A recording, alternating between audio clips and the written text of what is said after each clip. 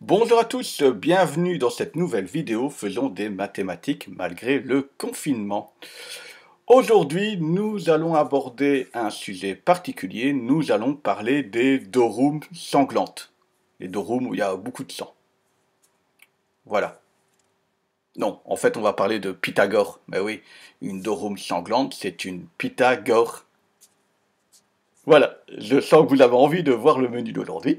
Donc, sans plus attendre, vous voyez qu'on va parler du théorème de Pythagore, la découverte, partie 1. En effet, deux autres vidéos vont suivre avec deux autres techniques qui vont nous permettre de démontrer l'existence du théorème de Pythagore. Aujourd'hui, j'ai envie de dire, on va plutôt faire une monstration. On va travailler à partir de triangles existants et de leurs mesures qui nous sont données, d'informations qui nous sont données. C'est-à-dire qu'on ne va pas être dans une démonstration, ça va être juste du calcul, ça va se faire tout simplement et sans plus attendre. Je vous invite à découvrir le travail d'aujourd'hui. Pour mes élèves, cette feuille se trouve dans votre syllabus. Elle s'intitule Découverte de la relation de Pythagore. Voilà. En premier lieu, nous allons lire l'énoncé. Comme d'habitude, c'est quand même quelque chose qui est super important. Voici différents triangles dont les longueurs sont notées A, B et C. Pour chaque triangle, complète le tableau proposé. Observe tes résultats et conclue tes observations par une relation algébrique. Donc vous voyez, des triangles vous sont donnés. Et en dessous, un petit tableau avec caractéristiques des triangles. Nous ici, nous intéresserons aux caractéristiques qui sont liées à l'amplitude des angles. Nous ne parlerons pas des caractéristiques qui sont liées à la longueur des côtés, donc on ne parlera pas de triangle scalène, de triangle isocèle, de triangle équilatéral. Nous parlerons de triangle acutangles, qui a ces trois angles aigus, des triangles rectangles qui ont un angle droit, et enfin de triangles obtusangles qui possèdent un angle obtus. Bien, ensuite on vous demande de compléter la longueur des côtés A, B et C, et puis nous allons effectuer quelques petits calculs à partir des mesures relevées. Sans plus attendre, je vous propose un premier exemple avec le triangle 1. Nous remarquons que ce triangle 1 est rectangle, il possède un angle droit qui est indiqué par le petit logo équerre ici dans le coin, et ses mesures sont dans l'ordre 5, 12 et 13. Eh bien, je complète ceci, moi, pour permettre un meilleur travail, j'ai déjà préenregistré, donc on a dit que ce triangle était rectangle, ses mesures sont 5, 12 et 13.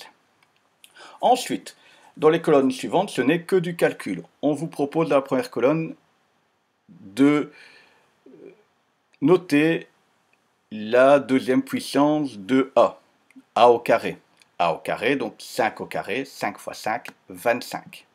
B au carré, 12 fois 12, 144. C au carré, eh bien, si C est égal à 13, 13 fois 13, 169. Ensuite, on vous propose d'additionner la colonne A carré plus B carré. 25 plus 144, 169. Ensuite, on vous propose égal ou différent à C carré, mais pour ça, on va compléter la colonne d'abord C carré. C carré, on l'a dit, c'est 169. Eh bien, 169 est bien égal à 169. Si tu avais des hésitations sur comment compléter ce tableau, eh bien, maintenant, tu as eu un exemple, tu peux faire pause dans la vidéo. Voilà, et nous continuons. Si tu es toujours là, c'est que c'est déjà fait ou que tu t'en moques un petit peu, que ce qui t'intéresse, c'est le résultat final. Le triangle 2. Le triangle 2, il est ici.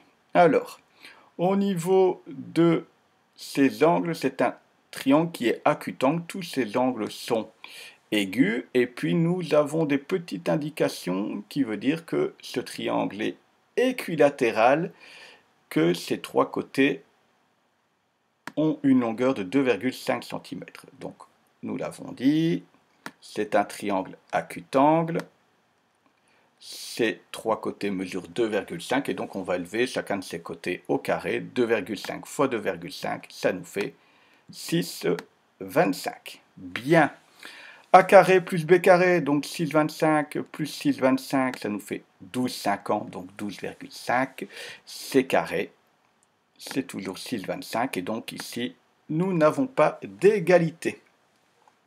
Passons au triangle 3. Une petite équerre sur un des angles, ça veut dire que ce triangle est rectangle. Ses mesures sont de 1,5, 2 et 2,5 cm dans l'ordre. 1,5, 2 et 2,5. Nous allons élever chacun de ces côtés au carré. Donc 1,5 au carré, ça nous donne 2,25. B carré, donc 2 fois 2, 4. Et C carré, 2,5 fois 2,5. On l'a déjà calculé juste ici en dessous. 6,25. Alors, 2,25 plus 4 pour avoir A carré plus B carré, ça nous fait 6,25. C carré est égal à 6,25, on l'a déjà calculé, et donc nous voyons ici que l'égalité existe. A carré plus B carré est égal à la colonne C carré. Le triangle 4A, je vois déjà la petite équerre sur cet angle qui veut dire que ce triangle est rectangle. A, B, C, donc dans l'ordre 4, 7,5 et 8,5. 4, 7,5 et 8,5. Bien. Nous allons procéder à nos calculs. A au carré, donc 4 fois 4, 16. B au carré, 7,5 fois 7,5, 56,25. Et C carré, 8,5 fois 8,5, 72,25. Je te le dis tout de suite ici en parenthèse, si tu as envie d'utiliser une calculatrice, ici l'objectif est la découverte et pas le calcul. Tu es libre. Tu es libre de faire ce que tu veux. Je ne suis pas là à côté de toi pour te surveiller de toute façon. Alors, continuons. A carré plus B carré. 16 plus 56,25, ça nous fait 72,25. C carré, c'est aussi 72,25. Nous l'avons déjà calculé et donc l'égalité est respectée. Le triangle 5. Ah, en termes d'angle, j'ai un doute sur cet angle-ci. Il n'est pas rectangle, ça c'est sûr, mais il me semble qu'il serait bien obtusangle. Comment cet angle serait obtus? Comment le vérifier? Vous voyez, je pose mon équerre. Et on voit très bien qu'ici, l'angle fait plus de 90 degrés. Hop. Donc, cet angle est obtus, donc c'est un triangle obtusangle. Au niveau de ces mesures, on en était où? Ah ben, des symboles d'égalité sur le côté A, sur le côté B, donc ça veut dire qu'on est sur un triangle isocèle. A et B est égal à 2 cm et c'est 3. Donc 2, 2, 3. Alors, A carré 2 fois 2, 4. B carré, B c'est 4 aussi, puisque A et B ont la même longueur. C carré, 9. A carré plus B carré, 4 plus 4, 8. C carré, c'est toujours 9, donc l'égalité n'existe pas.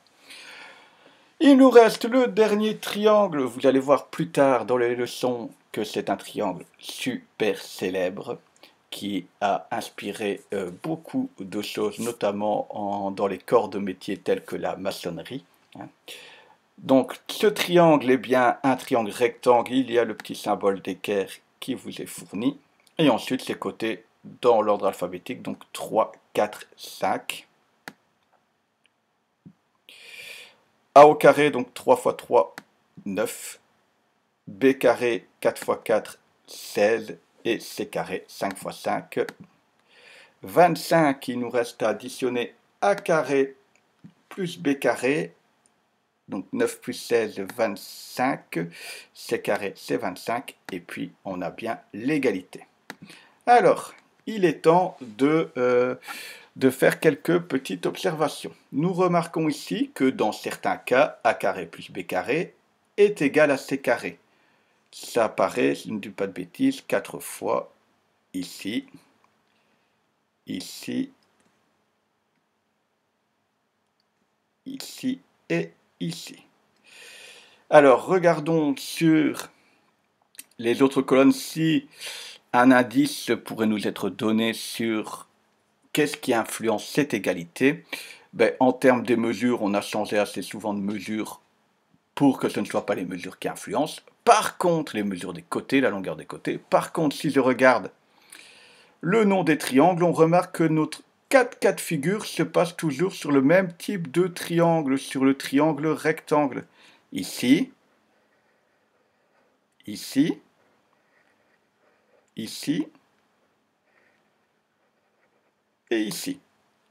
Donc, ce que je peux déjà dire, c'est que quand le triangle est rectangle, en termes de relation, dans mon exemple, dans le cas de figure qui est choisi, a carré plus b carré est égal à c carré. Alors,